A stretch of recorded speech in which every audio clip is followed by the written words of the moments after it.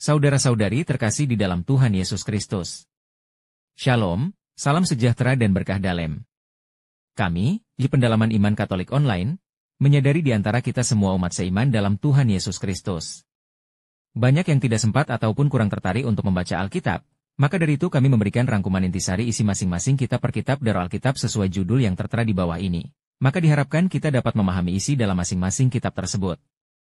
Selamat menyimak.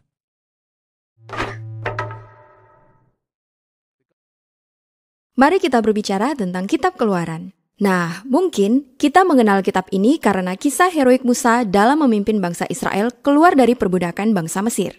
Ya, tapi itu adalah bagian pertama dari kitab ini. Bagian kedua berkisah tentang Musa memberikan 10 perintah Allah kepada bangsa Israel, beserta dengan cetak biru pembuatan kemah suci. Lalu di tengah-tengah, ada kisah yang menghubungkan kedua bagian ini, dan semuanya terjadi di kaki sebuah gunung yang sangat terkenal. Oke, mari kita mulai dari awal. Hal pertama yang harus diingat adalah, kita melanjutkan kisah dari kitab Kejadian. Ya, di kitab Kejadian, Allah berjanji kepada Abraham bahwa melalui keluarganya, semua bangsa di dunia akan diberkati. Dan kitab Kejadian ditutup dengan kisah keluarga Abraham yang berakhir di Mesir. Kisah Keluaran dimulai setelah 400 tahun berlalu. Keluarga Abraham ini telah berkembang menjadi sekumpulan besar orang yang disebut Israel. Tapi kemudian timbul masalah yang sangat besar karena bangsa Israel diperbudak oleh Raja Mesir yang bernama Fir'aun. Raja ini adalah kabar buruk. Ya, dia sangat buruk. Dia mengabaikan kemanusiaan mereka. Dia memperbudak mereka dengan brutal. Dia bahkan memerintahkan agar semua anak laki-laki bangsa Israel dibunuh dengan cara dibuang ke Sungai Nil. Dia ingin membinasakan umat Israel. Sejauh ini, dia adalah karakter terburuk dalam Alkitab. Disinilah kita menjumpai seorang wanita Israel yang ingin menyelamatkan anaknya. Dia memang melemparkan anaknya ke sungai, tetapi dengan aman, di dalam sebuah keranjang buluh yang kecil.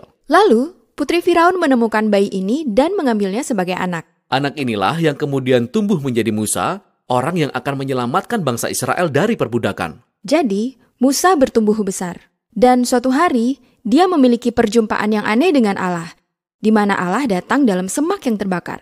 Namun, sebenarnya semak itu tidak benar-benar terbakar.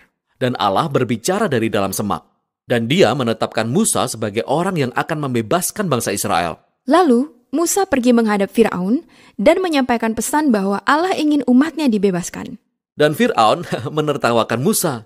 Siapa itu Allah Yahweh? Bahkan, Fir'aun sangat tersinggung dengan permintaan ini sehingga dia memutuskan untuk membuat bangsa Israel bekerja semakin keras. Musa yang patah semangat kembali menemui Allah dan berkata, "Dengar, rencana ini tidak akan berhasil." Tetapi Allah mengulangi janjinya untuk menyelamatkan mereka.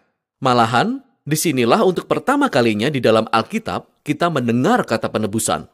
Secara harfiah itu berarti untuk membeli kemerdekaan seorang budak.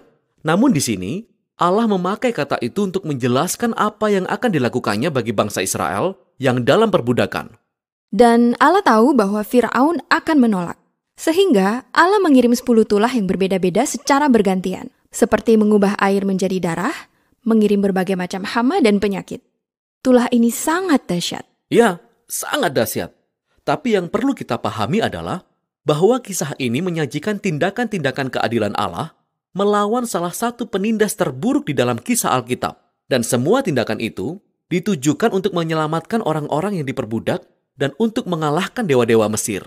Semua ini mencapai puncaknya pada tulah ke-10, di mana Allah akan membunuh anak sulung di seluruh Mesir, di setiap rumah. Itu sangat mengerikan. Benar, tapi itu juga reaksi Allah karena Fir'aun telah membunuh anak-anak bangsa Israel. Nah, di kisah selanjutnya, tiba-tiba kita menemukan 2 pasal panjang yang berisi petunjuk-petunjuk terperinci untuk mengadakan pesta jamuan makan malam dan resep untuk memasak anak domba. Ya, tapi anak domba ini sangat penting. Allah memerintahkan bangsa Israel untuk memilih dan menyiapkannya untuk dimakan. Dan mereka harus mengambil darahnya dan menyapukannya pada ambang pintu rumah mereka. Setiap orang yang ada dalam rumah itu akan terhindar dari tulah terakhir ini. Makanan ini yang disebut Paskah memperingati momen kunci dalam kisah di mana Allah membawa keadilannya atas kejahatan manusia, tetapi juga menunjukkan belas kasihan dengan menyediakan pengganti ini. Tulah terakhir ini membuat Fir'aun marah, dan dia meminta Israel keluar dari Mesir, dan ini sangat bagus.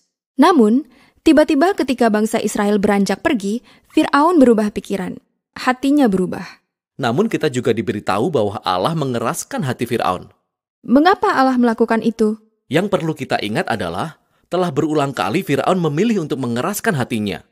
Jadi di titik ini, Fir'aun bukan hanya jahat, dia telah menjadi monster yang sangat jahat. Bahkan para penasihatnya sendiri berpikir bahwa dia sudah bertindak melewati batas. Lalu, bagaimana Allah harus menyikapi tindakan keji yang sangat ekstrim itu? Yang kita lihat dari kisah ini adalah bahwa Allah menggunakan kekuasaannya untuk memancing kejahatan Fir'aun kepada kehancurannya sendiri. Fir'aun dan pasukannya dihancurkan di Laut Merah ketika Israel menyeberang menuju kebebasan. Dan selanjutnya, kita menemukan lagu pujian pertama dalam Alkitab di mana bangsa Israel memuji Allah karena telah membebaskan mereka. Dalam kisah inilah kata keselamatan digunakan untuk pertama kalinya yang artinya diselamatkan dari bahaya. Sekarang, setelah mereka diselamatkan, kita mulai berpikir bahwa segalanya akan berjalan baik. Tetapi kisah ini berubah sangat cepat. Bangsa Israel mulai mengembara di padang gurun. Mereka lelah, lapar, dan tersesat. Dan kita mulai bertanya-tanya, apa yang sedang Allah lakukan? Untuk apa mereka diselamatkan? Kita akan menemukan jawaban atas pertanyaan itu pada kisah selanjutnya yang menjadi penghubung dari dua bagian dalam kitab ini.